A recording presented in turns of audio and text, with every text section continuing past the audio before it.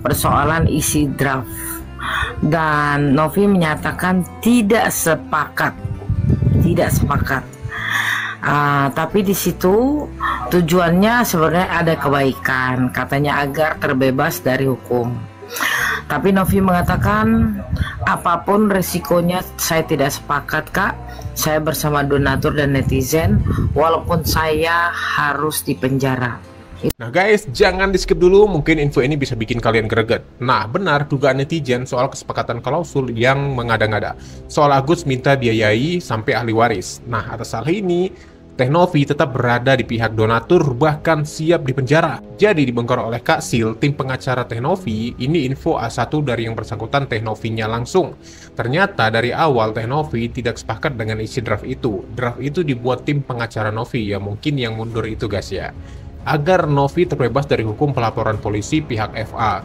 Tapi isi draftnya mengada-ngada, karena itu Teh Novi kekeh pada pendiriannya dan tetap berdiri pada pihak donatur apapun resikonya, sehingga dia walk out. Dan tahu nggak, ternyata dibongkar oleh Kak Sil kalau isi perjanjian klausul itu dibuat tidak sesuai dengan perundang-undangan pengumpulan donasi Kemensos yang berlaku hanya 3 bulan. Jadi bagaimana mungkin perjanjian klausul itu harus dibebankan kepada Yayasan Teh Novi dan berkewajiban melakukan penggalangan dana lagi untuk Agus apabila dana itu habis. Oke, mari kita simak. Kok bisa gitu, udah ditolong tapi bikin draftnya seperti ini? Pertanyaan saya sih ke Kasil, apakah draft ini sebelumnya sudah ditunjukkan ke Teh Novi gitu kan dari kuasa hukumnya? Terus atau tiba-tiba pas kemarin mediasi kedua itu Teh Novi tuh kaget gitu melihat draft ini gitu. Kalau emang kaget sebelumnya belum ditunjukin, bagi saya sih pas walk out itu saya sangat setuju sih ya. Karena aneh aja gitu, tiba-tiba permintaan kayak gini, ini maksudnya 7 turunan atau gimana gitu. Jadi itu aja sih pertanyaan saya singkat nih, Bang Hos. Makasih Bang Hos atas kesempatan bertanya saya. Sama-sama Bang. Oke, biar dijawab langsung sama Kak Sil ya. Halo Kak Sil. Kak Sil, halo. Halo, ya saya coba jawab. Jawaban saya A1 ya. Jawaban saya A1 dari yang bersangkutan. Jadi sebelum kedatangan mereka ke sana itu sudah di briefing persoalan isi draft, dan Novi menyatakan tidak sepakat. Tapi di situ tujuannya sebenarnya ada kebaikan, katanya agar terbebas dari hukum. Tapi Novi mengatakan apapun resikonya saya tidak sepakat, Kak. Saya bersama donatur dan netizen walaupun saya harus dipenjara. Itu kata Novi. Ya, jadi nggak mungkin udah nggak di briefing, dan untuk yang siapa bikin atau apanya saya nggak tahu. Daripada nanti melebar dianggapnya saya mengarang, saya nggak mau tahu. Dan cuma itu perkataan Novi. Apapun resikonya saya terima walaupun saya harus dipenjara. Itu aja Bang. Nah ada tambahan sedikit ya.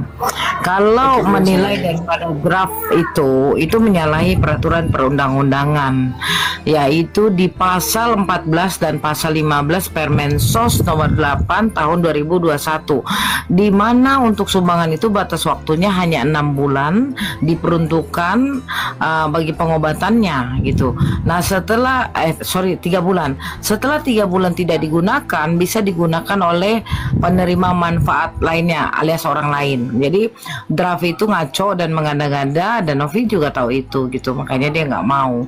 Dan ini bagi saya pemerasan gaya baru ya, pemerasan gaya baru yang dilakukan. Makanya saya yakin kok Novi akan walk out, karena saya juga nonton ya di apanya, ada yang live kemarin tuh saya bilang walk out, keluar dari ruangan, saya typing beberapa kali. Dan itulah teman-teman yang terjadi, bahwa isi draft itu tidak sesuai dengan peraturan perundang-undangan yang berlaku dan peraturan Menteri Sosial. Jadi hidup Novi. Apakah Teh Novi nggak baca sebelumnya draft itu yang kemarin kejadian itu? Kalau nggak ini nggak apa-apa, nggak bisa dijawab.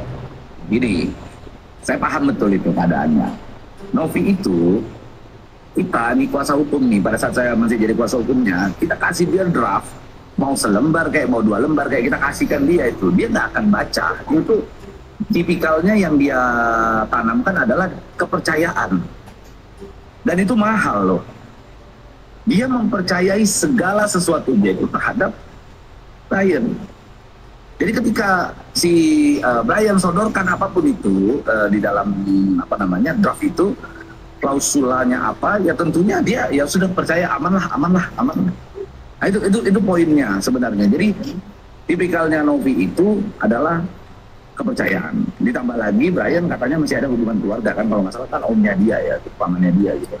Jadi ya masa sih gitu loh seorang paman memasukkan klausul yang akhirnya menjebak si keponakannya itu sendiri. Nah makanya dia ya percaya aja kan, dia buat aja itu, ya udah aman. Itu sih sebenarnya. Jadi kalau ditanya apakah Novi tidak membaca, dikasih pun, dia diberikan pun, tentu dia menaruh rasa percaya yang besar dengan orang-orang sekitarnya gitu loh. Ditambah lagi intinya begini, di dalam klausula itu isinya adalah bahasa-bahasa hukum. Harus orang-orang yang memang punya pemahaman tentang hukum, orang-orang yang punya pengalaman dalam menyusun kalimat-kalimat di dalam satu surat perjanjian, satu draft surat perjanjian.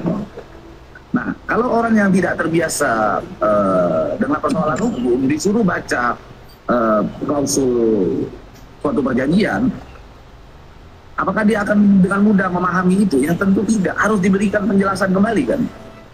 Kayak misalnya kayak kemarin tuh, apabila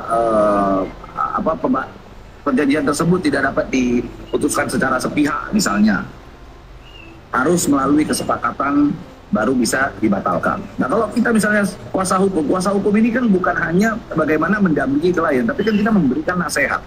Kita memberikan konsultasi kita sampaikan bahwa oh ini dampaknya akan seperti ini konsekuensinya, keuntungan kita ini begini, plusnya begini, minusnya begini, kerugian yang akan kita alami adalah begini, dampaknya begini. Yang paham itu adalah kita ini yang paham hukum. Nah itu sih sebenarnya. Jadi kalau ditanya apakah Novi tahu ada draft itu, tapi belum tentu dia mengerti apa yang dimaksud di dalam draft itu. Itu sih sebenarnya. Nah guys, bagaimana menurut kalian dengan tanggapan dua video tadi ya, dari Kak Sil dan Pablo Benua, yang tidak jauh berbeda ya. Ternyata memang draft itu dibuat oleh tim pengacara dari Novi yang diduga juga Brian, yang dibuat untuk klausul itu untuk awalnya agar Teh Novi ini terhindar dari jerat hukum yang dilaporkan oleh Farhad Abbas. Tapi kan belum sampai teliti, belum juga sampai di pengadilan gitu kan, bagaimana mau terjerat hukum. Tapi Teh Novi kekeh tetap akan menolak draft itu dan akan tetap berdiri di depan donatur ya, apapun ceritanya, walaupun dia sampai harus dipenjara. Yang salut ya. Dan Pablo juga bilang itu adalah draft yang memang harus dimengerti oleh orang hukum yang baru bisa mengerti draft poin-poinnya. Memang iya ya, karena nggak semua bisa baca, apalagi Teh Novi dengan pikirannya yang udah kejelibet gitu ya, harus membaca draft yang mungkin begitu banyak. Ternyata 3 poin itu yang dia tahu. Harus berangkat ke tempat pertemuan itu yang awalnya dia menolak, ternyata setelah di briefing ya mungkin daripada tidak enak dan tidak menghargai ya, seperti video sebelumnya dia gak enakan, dia ikutin dulu alurnya, dan ternyata akhirnya dia memilih walk out karena tidak ingin atau tidak sepaham dengan draft yang dibuat oleh mungkin si Om Brian itu ya. Bagaimana tanggapan kalian? Silahkan berikan komentar ya. Dan draft itu benar-benar dianggap sebagai pemerasan gaya modern dalam bentuk donatur harus membiayai hidup Agus, bahkan sampai ke ahli waris katanya. Wow, sampai jumpa di video selanjutnya.